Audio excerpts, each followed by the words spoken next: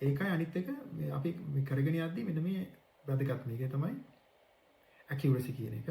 පුළුවන් තරම් අපි ඉහළ ටාගට්ස් වලදී mistakes වලට chance එකක් දෙන්නේ නැහැ. mistakes වෙන්න දින තැන් පුළුවන් තරම් අපි නවත්තන එක කරන්නේ.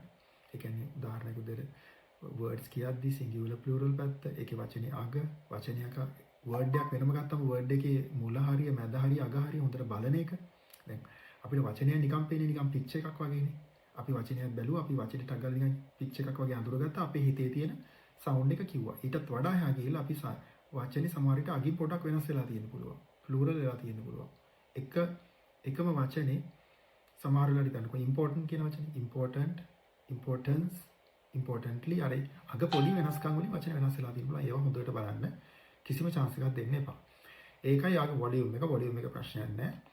stability වල පොඩි ප්‍රශ්නයක් තියෙනවා. stability එන්නේ පොඩි hesitation එකක් එක්ක. අපි බලමු ඒකත් හදාගන්න. අනිත් එක තමයි hesitations යනවා නම් එතකොට අපි ඒකට මොකද්ද කරන්න කියන්නේ. මට ඔයා ආන්සර් එක දෙනකොට පොඩ්ඩක් නොටිස් වෙච්ච එකක් තමයි සමහර වගේ vocabulary පැත්ත. ඒක ලක්ෂණයි තව ටිකක් හදාගන්න තියෙනවා. මොකද vocabulary කියන එක design score එකට බලපානවා. band එකට බලපානවා. ඒකද ඔයා මම කියන්න කරන්න ඕන දේවල් ටිකක් start එකක් විදියට APN platform එකේ තියෙනවනේ මේ vocabularistics එකක් තියෙනවනේ. ඒකේ advance එක බලන්න. advance එක බලන්න එක පුළුවන් නම් basic එකත් බලන්න. එතන වචන 7000ක් තියෙනවා. ඒවා නැවත නැවත බලන්න. ඒතර vocabulary එක පැත්තකින් කම වෙයි. මම දැන් lessons යන අතරතුර තව දේවල් ටිකක් කියන්නම්. hesitation යන එක හේතුවක් වාගේ ඔය වචන සමහර දෙපාර කියවන ගතියක් තියෙනවා. ටිකක් සමහර වචන වල pronunciation ඒකත් එක්ක. ඊළඟට mistake එකක් වුණාම දැන් අපිට preparation time එක මේක හම්බ වෙනවානේ. mistake එකක් වුණාම අපි ඒක correct කරන්න යන්නේ නැහැ කියන එක. ඒකත් අනිවාර්යෙන් අපි ප්‍රැක්ටිස් කරලා ඒක පොඩ්ඩක් හුරු කරගන්න.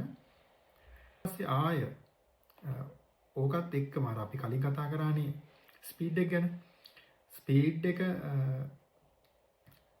අදාළව තව එක වැදගත් දෙයක් තියෙනවා. ස්පීඩ් එක කියන එක අපිට බලපාන්නේ ප්‍රොනන්සියේෂන් එකට විතරක් නෙමෙයි ෆ්ලුවන්සි කියන කම්පොනන්ට් එකත් බලපානවා.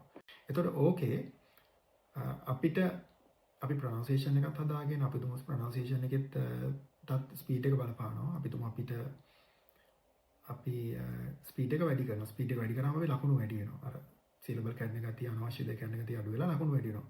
ඒක තව වැඩි කරන්න කියොත් එහෙම වචන අපහැදිලි වෙන්න පුළුවන් එක මට්ටමකට එහා ගියාම ස්පීඩ් එක. ඒතර අපිට ඒකින්ද ෆ්ලුවන්සි වලට නම් ඒක වාසි. ස්පීඩ් එක වැඩි වෙන තරමට ෆ්ලුවන්සි වැඩි වෙනවා. හැබැයි ප්‍රොනන්සියේෂන් වලට ආපහු අවාසියක් වෙන්න පුළුවන්. වචන පැටලෙන්න පුළුවන්. අර ඒ වගේ දේවල් ස්පීඩ් එක වැඩි වෙනකොට පොඩි hesitations ඇවිල්ලා අන්තිමට කරගිලා ෆ්ලුවන්සි වලට බලපන්නත් පුළුවන්. ඒකින්ද අපි ස්පීඩ් එක කියන එක අනවශ්‍ය දෙයක් යන්නේ නැහැ.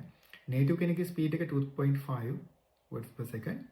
එතනින් අපි පුළුවන් තරම් try කරනවා කතා කරන එක පුළුවන් තරම් පැහැදිලි කරගන්න.